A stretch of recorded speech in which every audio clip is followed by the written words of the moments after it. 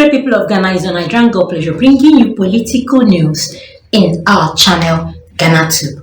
As always, we are always here bringing you all the happening news, the trending news, the way the president is actually eagerly working tirelessly to make Ghana very, very wonderful, making sure that the restructuring, resetting actually holds water, and making sure he actually watched the happenings in Ghana. Even the ministers, the deputy minister, the parliament, he actually is really trying his best to reset the Ghana as he promised during his campaign. And as always, we are here to bring you all this news your way. Please wait.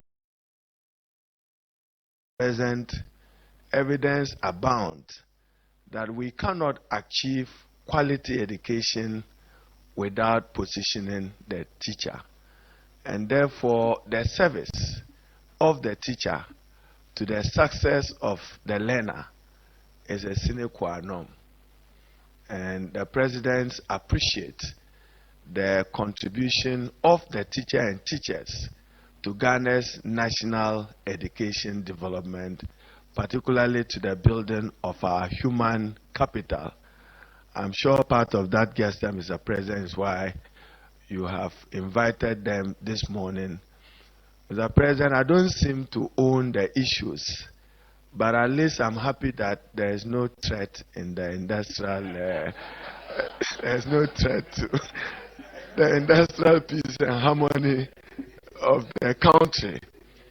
They have legitimate concerns, which concerns about unpaid allowances, some conditions of service not yet met, but will be met by Mr. President.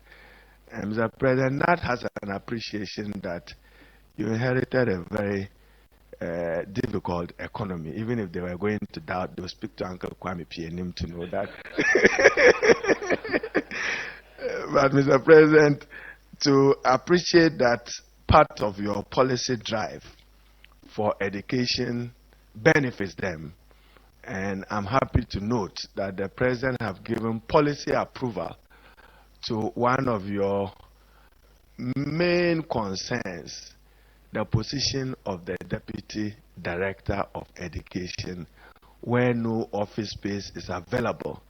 And some of your own have been on for 10, some to 15 years without promotion. The President have granted approval that all those persons affected be promoted, but in lieu of the office accommodation. So, Mr. President, we can only appreciate your new governance style. It only can be praised.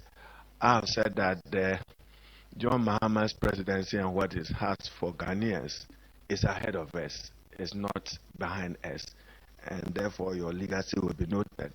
Mr. President, they also appreciate your new policy directive that no school building should be constructed without an additional accommodation for the teacher, and that we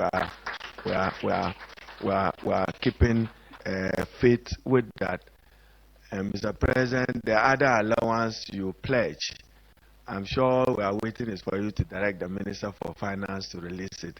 Then they can have the out of duty, out of station deprived area 20% allowance, which was also part of your pledge to them. So, Mr. President, today I don't want to take the wind out of my brother's seal. I know that they will have a conference, the annual delegates conference of NAT, which would be somewhere in January 2025 and 2026, and they want Mr. President to grace that. I also know that, Mr. President, they are investing very well, particularly with their pension funds, thanks to the good economic guidance of Kwame Pienim and others and Chief Andani. Their pension funds are not. And Mr. President, myself and the Executive Secretary and a few others in your office have been working with them to take some decisions on the management of the Tier 3 pensions. And I should say that they have been very cooperative and supportive of your new initiative. On that note, Mr. President, I will invite Akins to invite the next person. His Excellency remarks for all the wonderful work that this noble association is doing for Mother Ghana. Shall we welcome His Excellency the President with a round of applause, please?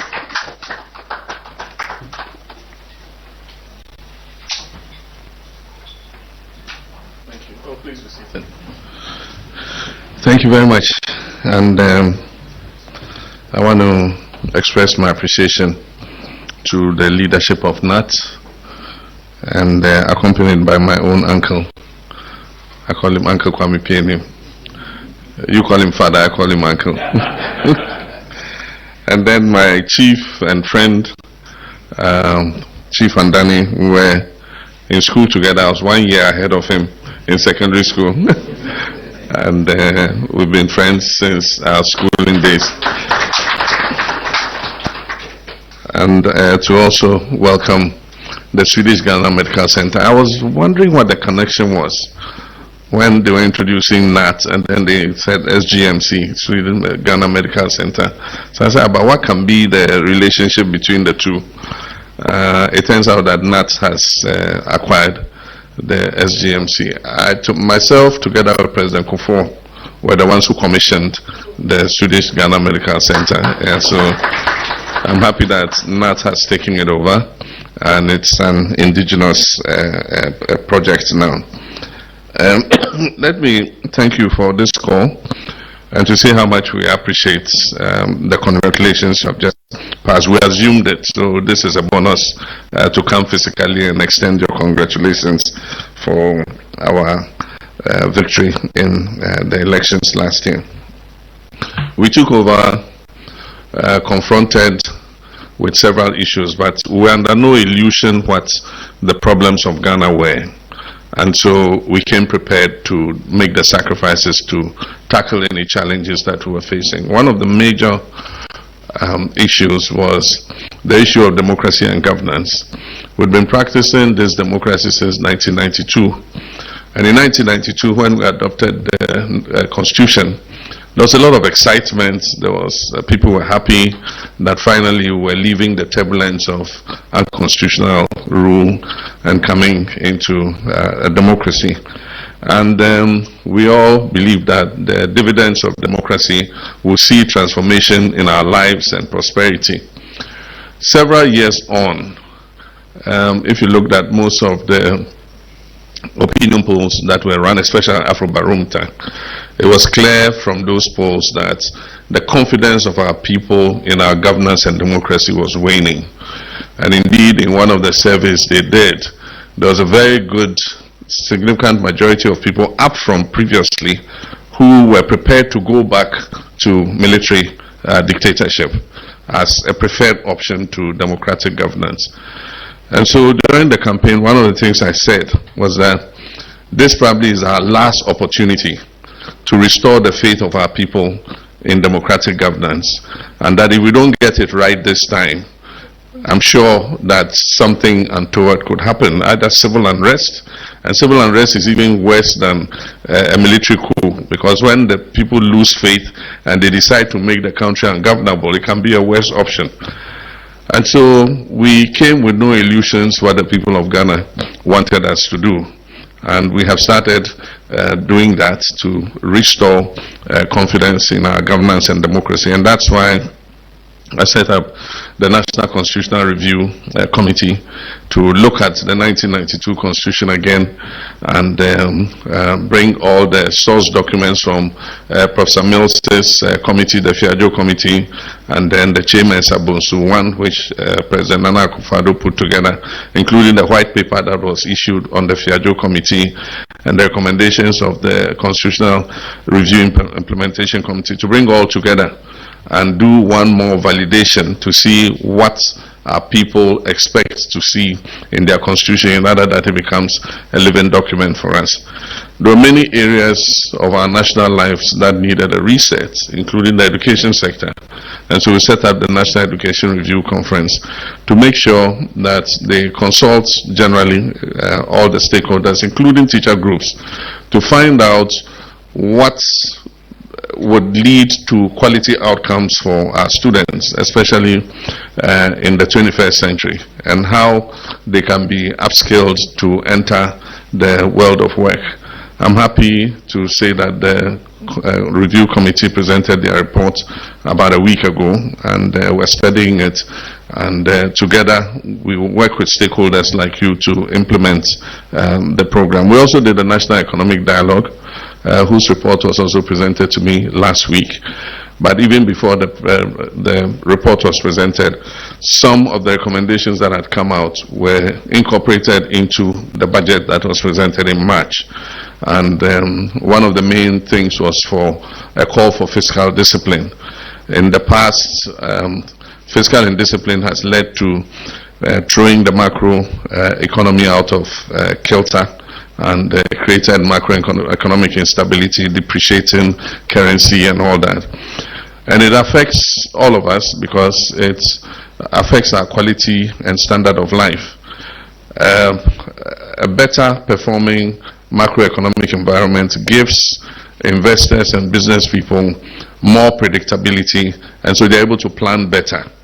And an appreciating currency, a strong, stable currency, also improves our earnings, because if I was earning 5,000 CDs and CD was going for 16 CDs to $1, it means I'm earning about $300 and something. But currently with the CD at 10.3, 10.5, it means that the same 5,000 CDs, I'm earning almost $500, about $480 or something like that.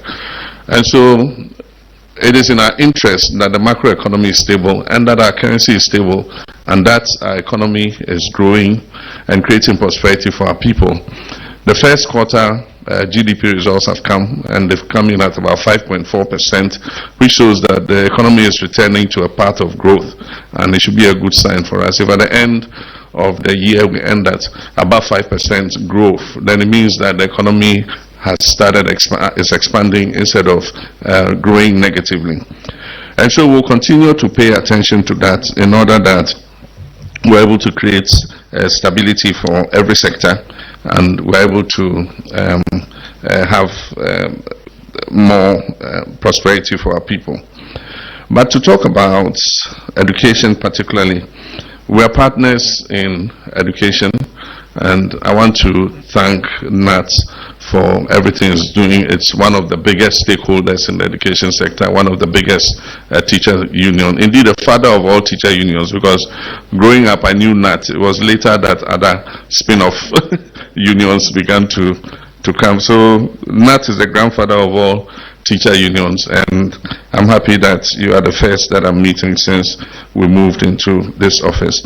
We know that a happy, well-motivated teacher leads to positive outcomes, learning outcomes for our children. And so a happy teacher is a happy child or a happy student.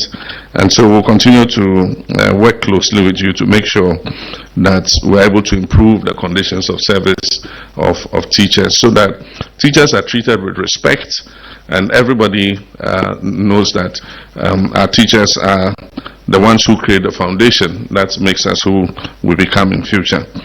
So I'm happy to welcome you, and then to reiterate what Haruna said, that we have passed a directive that every school that is being built at the basic level must come with accompanying accommodation for teachers. And so instead of just building a 6-classroom block, there must be teachers' quarters attached to the classroom block, so that the teachers teaching there can have accommodation. But that is one angle of it. The other that we spoke about before the election was that we wanted to collaborate with funds like the Teachers Fund, so that governments can also make a counterpart funding and add it to what the teachers have. And then you can have your members apply for housing. We'll sit with you, do the designs together, make them. In Ghana today, when you say affordable housing, it ends up being, more for the wealthy than for the poor. And so I call it low-cost housing. Achampo used to call it low-cost housing. And they build so many of them all across the length and breadth of this country. So if we can make provision in the budget for a fund that will be a counterpart fund to the teachers fund, then teachers can apply to own their own homes. And so we would go in and build it for them. And if they have a working life of, say, 15 to 20 years, it is possible to deduct, monthly from their salaries, so that by the time they are ready to go on retirement, they own the house and they don't have to go. They don't have to go and quarrel with their families about whose grandmother's room was this. It was my grandmother who built this room and all that. We believe that they should be able to retire in dignity. And so it's something that the Minister of Education will take up with you so that we design it.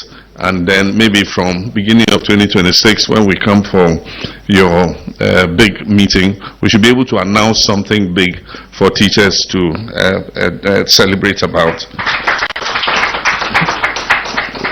With regards to pensions, I'll be meeting the TUC and organized labor, sometime later.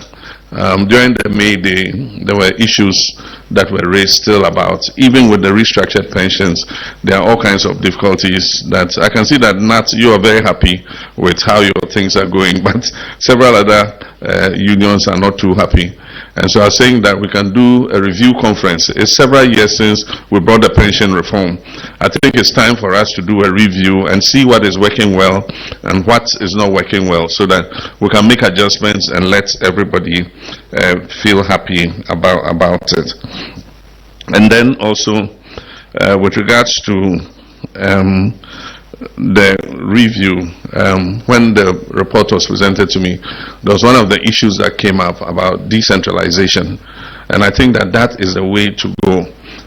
So we'll be engaging you on the Education Forum report, but one of the highlights that I picked up was how to decentralize so that we have better supervision at the district level and we have better quality outcomes, because I think that it's easier for the education service to supervise and monitor schools at the district level than for us to try and do it from the center. And so that's one of the issues we'll be taking up with you.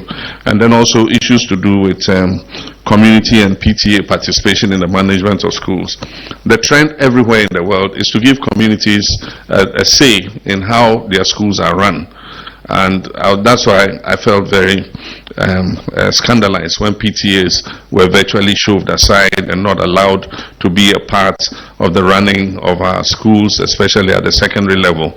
And so I believe that PTA participation must be fully restored, so that they work with teachers and the administration of the schools to make sure that the schools are run properly and that our children are getting a good outcome in terms of teaching and learning.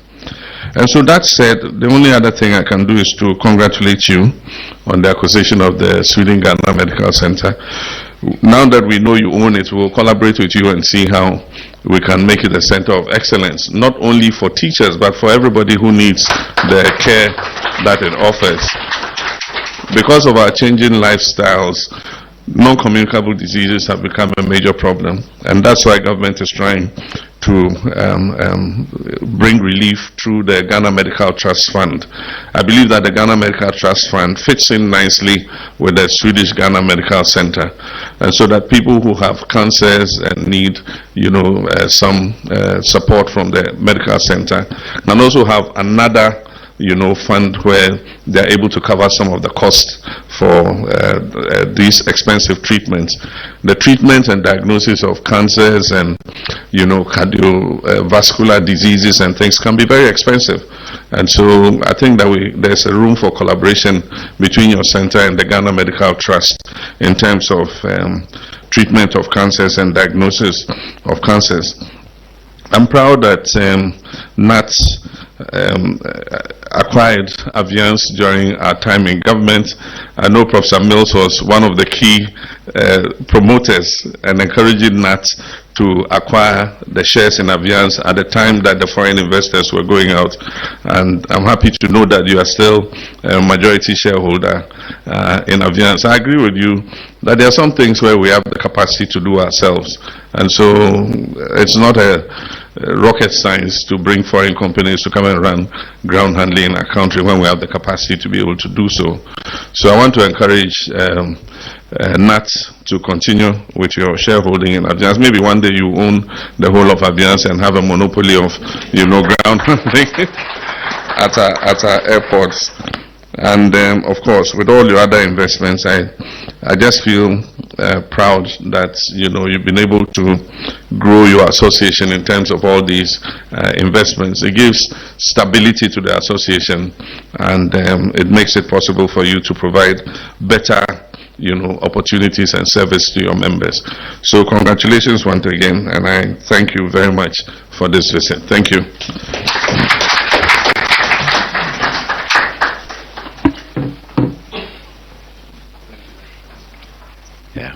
Thank you very much, Mr. President. This brings to an end our fruitful meeting today. Please do well to like, comment, follow, put on notification bell, and please subscribe if you've not done so you get all our news one by one. Thanks,